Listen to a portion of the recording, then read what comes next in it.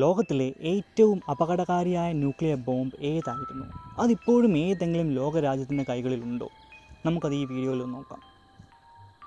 Sir bomb എന്നറിയപ്പെടുന്ന AN602 ആണ് ലോകത്തിലെ ഏറ്റവും അപകടകാരിയായ ന്യൂക്ലിയർ ബോംബ്. ഇത് സോവിയറ്റ് യൂണിയൻ 1961 ഒക്ടോബർ 30 പരീക്ഷിച്ചു. 50 മെഗാടൺ TNT പ്രഹരശേഷിയുള്ള ഈ ബോംബ് ലോകത്തിലെ ഏറ്റവും വലിയ മനുഷ്യനിർമ്മിത സ്ഫോടനമായിരുന്നു തീർത്തത്. ഹിരോഷിമയിലും നാഗസാക്കിയിലും വർഷിച്ച ബോംബുകളേക്കാൾ 1500 മടങ്ങ് ശക്തിയായിരുന്നു ഇതിന്. രണ്ടാം ലോക മഹായുദ്ധങ്ങൾ ഉപയോഗിച്ച എല്ലാ വെടിമരുന്നുകളെക്കാളും 10 മടങ്ങ് ശക്തി ഉണ്ടായിരുന്നു ഇതിന്. അതുപോലെ സ്ഫോടനത്തിൻ്റെ ഫലമായി 67 കിലോമീറ്റർ ഉയരത്തിൽ കൂൺമേഘം രൂപപ്പെട്ടു. 1000 കിലോമീറ്റർ ദൂരത്ത് വരെ ഇതിൻ്റെ വെളിച്ചം കാണാൻ കഴിഞ്ഞു. സ്ഫോടനത്തിൻ്റെ ആഘാത തരംഗം ഭൂമിയെ 3 തവണ വലം വെച്ചു. 560 കിലോമീറ്റർ അകലെയുള്ള വീടുകളുടെ ജനലുകൾ പോലും ഈ സ്ഫോടനത്തിൽ തകർന്നു.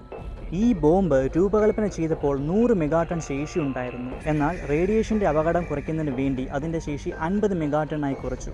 അതിനാൽ മറ്റു വലിയ ന്യൂക്ലിയർ ബോംബുകളെ അപേക്ഷിച്ച് ഇതിന് റേഡിയേഷൻ വളരെയധികം കുറവായിരുന്നു. സാർ ബോംബ് ഒരു സൈനിക ആയുധമായി ഉപയോഗിക്കാൻ ഉദ്ദേശിച്ചിരുന്നില്ല. സോവിയറ്റ് യൂണിയൻ്റെ ശക്തി ലോകത്തെ അറിയിക്കുക എന്നതായിരുന്നു ഇതിൻ്റെ ലക്ഷ്യം. ഇതിൻ്റെ വലിയ വലിപ്പം കാരണം ഇത് മിസൈലുകളിൽ ഘടിപ്പിച്ച് ഉപയോഗിക്കാൻ വളരെയധികം ബുദ്ധിമുട്ടായിരുന്നു. ഒരു തവണ മാത്രം നിർമ്മിച്ച ഒരു പരീക്ഷണ ആയുധമായിരുന്നു ഇത്. അതിനാൽ ഒരു രാജ്യത്തിൻ്റെ പക്കലും ഈ ബോംബ് ഇപ്പോൾ നിലവിലില്ല. എങ്കിലും അത്തരം ശക്തമായ ആണവായുധങ്ങൾ നിർമ്മിക്കാനുള്ള സാങ്കേതിക വിദ്യയും അറിവും ഇപ്പോഴും പല രാജ്യങ്ങളുടെയും പക്കലുണ്ട്. നിങ്ങൾക്ക് ഈ വീഡിയോ ഇഷ്ടമായെങ്കിൽ ലൈക്ക് ചെയ്യുക, സബ്സ്ക്രൈബ് ചെയ്യുക.